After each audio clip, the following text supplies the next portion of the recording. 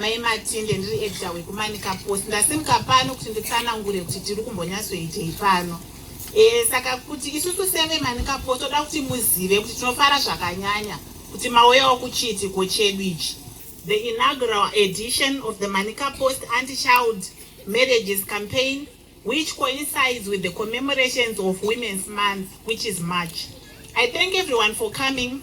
As a family newspaper, the Manica Post is committed to actively fight child marriages and statutory rape. To that end, we want all girls and boys, regardless of age or circumstance, to achieve their full potential. Basa redu inini newe ndere kuchengetedza mwanasikana. Editor wedu isinya kureva tinotenda ine timu yenyu ngechirongwa ichi.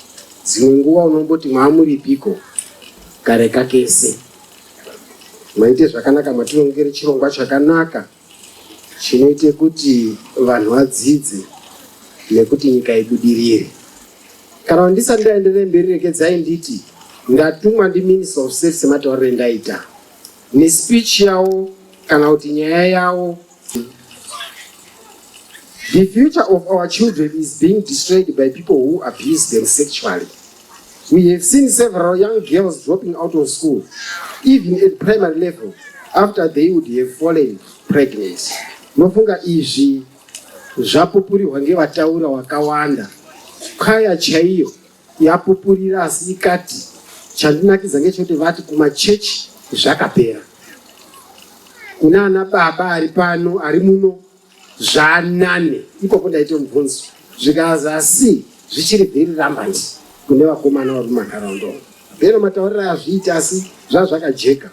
I would like to thank the Manica Post for putting this event together so that we talk about the elephant in the room, which is in teen pregnancies, child marriages, and sexual rape.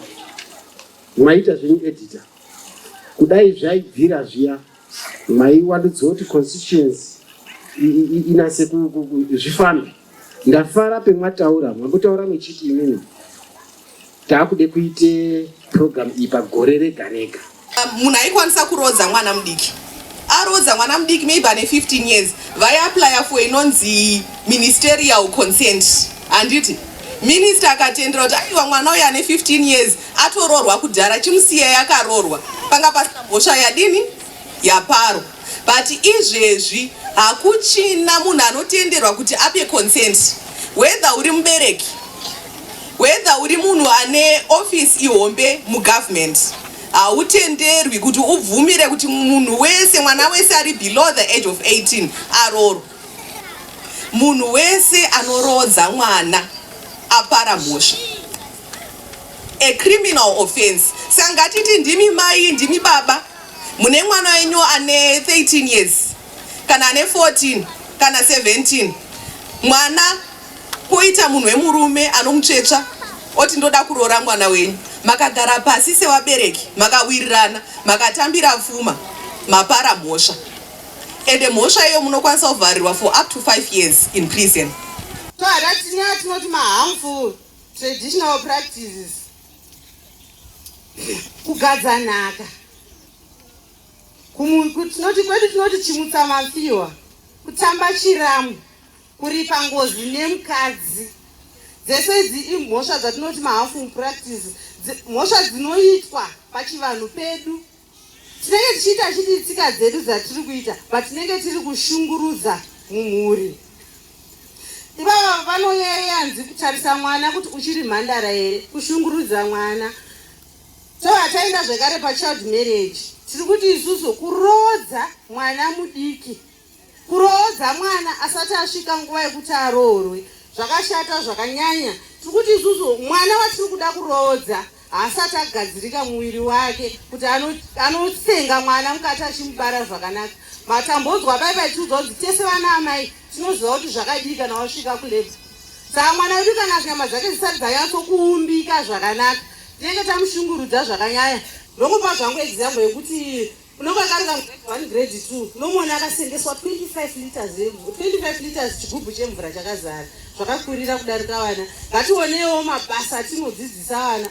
Hanzi nomo mukuru ukaona worota ndotranslate manje wopedze kuti uri kuwana kamwanana kari 20 years younger than you, enda kumusha kwamai vako ubike doro uti mudzimu yangu mandirasi, nokuti mudzimai unaye kana shanda naiyeye, budirira naiyeye, garai pasi muchiwirira.